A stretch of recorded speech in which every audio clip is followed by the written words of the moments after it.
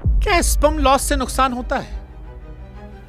एक आदमी सुबह शीशे के सामने खड़ा है। उसे लग रहा है कि उसके गाल धंस गए हैं, आंखों के नीचे कालापन आ गया है। कंघी करता है तो फिर कई बाल टूटकर हाथ में आते हैं और मन में फिर एक बात चलती है कि क्या ये सब कुछ उसी वजह से हो रहा है?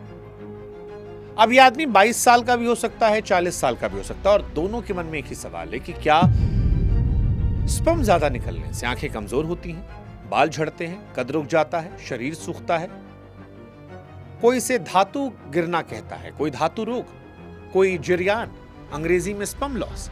एक डर है, 6 नाम है, लेकिन एक बात सबसे नीचे दबी है, वो ये कि ये बात आदमी अपने पिता से नहीं कहता, अपनी मां से नहीं कहता, दोस्त से नहीं कह सकता, डॉक्टर से भी शर्माता है। शादी के बाद कुछ ना हो पाया तो इसको लेकर घबराता है, बच्चा ना हुआ तो इसको लेकर डरता है। इसलिए इसका इलाज ढूंढने वो वहां पहुंचता है जहां कोई उसे नहीं पहचानता। और शायद यही वजह है कि पुल के नीचे वाली उस दीवार पर लिखा होता है कि फलाने रोगी मिले हकीम उससे। वो पोस्टर इस बच्चे को नहीं पता कि गैर कानूनी है। हाँ, गैर कानूनी है। और ये सवाल किसी एक दो लोगों को लेकर नहीं है, ये सवाल इस देश में लाखों करोड़ों लोगों के साथ है। इसीलिए शायद देश के 15 शहरों में डॉक्टरों ने ऐसे 780 आदमियों को बैठाकर सवाल पूछा। वो सवाल जो 6-7 सालों से इन्हें परेशान कर रहा था, वो सवाल जिसके लिए डर रहे थे। और आज इन सभी विषयों पर हम आसान शब्दों में आपको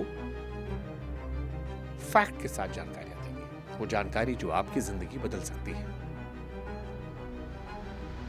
तो आप चाहें तो कमेंट ना करें, पर वीडियो जरूर देखिएगा पूरा। नमस्कार, मैं हूं शुभांकर मिश्रा और इस वीडियो की शुरुआत करें उससे पहले हमारी आपसे गुजारिश है कि हमारे चैनल को सब्सक्राइब कीजिएगा ताकि हम बड़ी संख्या में आपके लिए ऐसे वीडियोस और ला सकें। संभव हो तो हमारे व्हाट्सएप चैनल से भी जुड़िएगा। अब सवाल, स्पर्म लॉस को लेकर ये डर आया कहां से?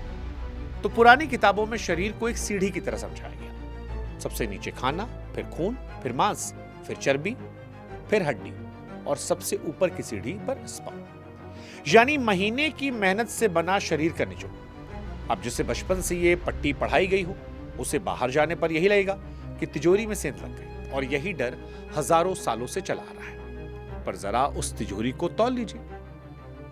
एक बार में जो निकलता है वो एक चम्मच भी पूरा नहीं होता, और करीब सारा सादा पानी है। असली चीज यानी प्रोटीन उसमें उतनी है कि नाश्ते का एक अंडा उससे 25 गुना ज्यादा देता है। यानी जिस चीज पर आप परेशान हैं उसकी भरपाई एक अंडा भी कर सकता है। आप सोचिए, डर, आंखों की रोशनी, भाई साहब कोई रिश्ता नहीं, वो चश्मे का नंबर है। बाल, अरे भाई साहब अगर आपके बाप दादा के बाल अच्छे होंगे तो आपके भी होंगे।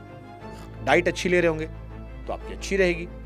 बाल के और दूसरे फैक्टर्स होते हैं। कद, हाइट, ये तब रुकती है जब हड्डी अपनी ताकत, अपनी बढ़त खुद बंद कर देती है, कुछ करने से नहीं। और याददाश्त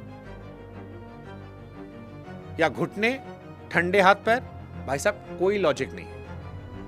हाँ, थकान असली होती है, उससे झूठ कहना बेईमानी होगी, पर उसकी जड़ें 4 है। अधूरी नींद, खून की ग्रोथ, गले की थायराइड ग्रंथि और मन की उदासी, जिसे आप डिप्रेशन कहते हैं। इन चारों की जांच डॉक्टर के कमरे में होती है, डिब्बी से नहीं। और धातु रोग नाम किसी बाबा का दिया नहीं है, यह नाम साल 1960 में डॉक्टर N.N. विग ने दिया था, जब उन्होंने देखा कि उनकी ओपीडी में एक ही शिकायत लेकर लोगों की लाइन लगी, और ये नए लड़के थे। दुनिया के डॉक्टरों की बीमारी वाली सूची में यह दर्ज है, मन की तकलीफ वाले पन्ने पर। जिसकी जड़ मन में है उसकी दवा डिब्बी में कैसे? अब फिर सवाल है कि फिर हर शहर में पुल के नीचे या किसी लंबी दीवार पर क्यों लिखा रहता है कि फलाने रोगी मिले हकीम उनसे?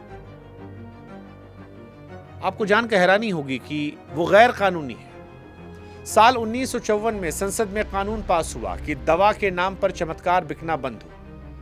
मर्दानी ताकत बढ़ाने का दावा करने वाले हर विज्ञापन गैर कानूनी है। और यह कानून लेकर आई थी राजकुमारी अमृत कौर, जो देश की पहली स्वास्थ्य मंत्री। यानी 70 साल पहले एक महिला ने संसद में खड़े होकर मर्दानी ताकत के विज्ञापनों पर ताला लगवाया था। पर अफसोस कि उस डर, उस संकोच की वजह से पुल के नीचे वाला पोस्टर आज तक जमा हुआ है। अब सवाल कि पोस्टर तो कागज है। साल 2004 में अमेरिका के बोस्टन शहर में कुछ डॉक्टरों ने 30 दुकानदारों से 70 आयुर्वेदिक दवाएं खरीदी, ठीक वैसे जैसे आम ग्राहक खरीदता है। सब हमारे यहीं से बनकर गई थी। मशीन पर चढ़ाया तो 5 में से एक डिब्बी में सीसा, पारा और सखिया मिला, यानी वो 3 चीजें जो नसें सुखाती हैं, दिमाग खाती हैं, गुर्दे बैठाती हैं। नतीजा, अमेरिका की सबसे बड़ी डॉक्टरी पत्रिका JAMA में छपा, यानी जो आदमी कमजोरी दूर करने के पैसे दे रहा था, वो अपने शरीर में वो चीज उतार रहा था जिसका पीने के पानी में एक कण नहीं होना चाहिए। फिर सवाल, ये सब दवाइयां लोग क्यों खरीदते हैं? देश के 15 शहरों के अस्पतालों में डॉक्टरों ने 700 ऐसे आदमियों से करके बात की जो 20 से 30 साल कुंवारे गांव, छोटे कस्बे में थे। शीशे के सामने खड़ा वो आदमी 780 में से कोई एक था और आधे से ज्यादा लोगों ने मैस्टरबेशन बताया। और ये डॉक्टर की राय नहीं, ये बातें जो इनके दिमाग में पहले से थी। अब इससे क्या नुकसान हो सकता है? शरीर में कोई मीटर तो है नहीं खाली हो जाएगा, कारखाना है जो बंद नहीं होता। रोज करोड़ों नए स्पर्म बनते हैं भाई साहब, हर सेकेंड कई सौ, जवानी से बुढ़ापे तक। एक खेप बाहर जाती है तो अगली 10 रस्ते में तैयार होती है। नुकसान गिनती से नहीं होता, आदत से होता है। और आदत की पहचान सीधी है, जिस दिन उसके पीछे पढ़ाई छूटने लगे, नींद टूटने लगे, काम बिगड़ने लगे, उस दिन समझ लीजिए मामला बिगड़ गया। और तब शर्म छोड़कर डॉक्टर से बात कीजिएगा। बाकी थकान वैसी जिस दिन भर की भागदौड़ के बाद लगती है और नींद के बाद ठीक हो जाती है।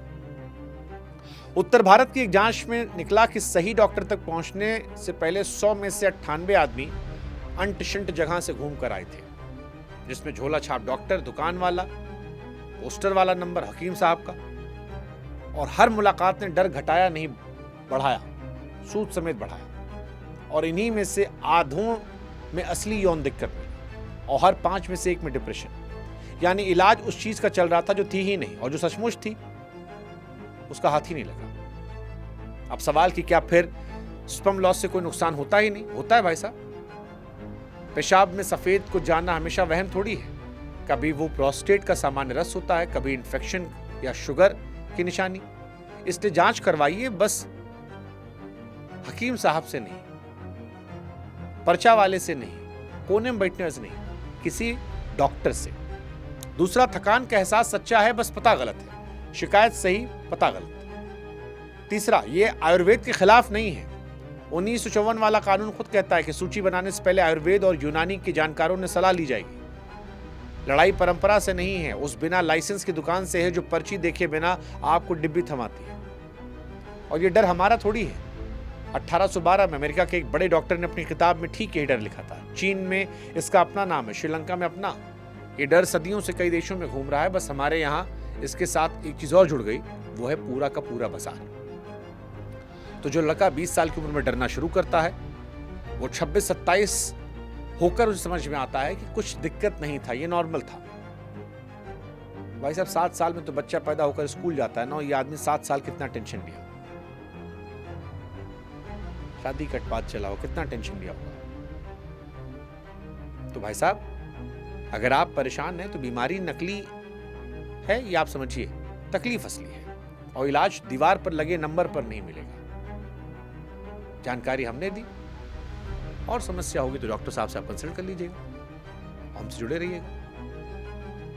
फैक्ट के साथ जानकारी देते हैं आपको, आवाज़ी नहीं करते। व्हाट्सएप भी जुड़िएगा, नीचे लिंक दिया है।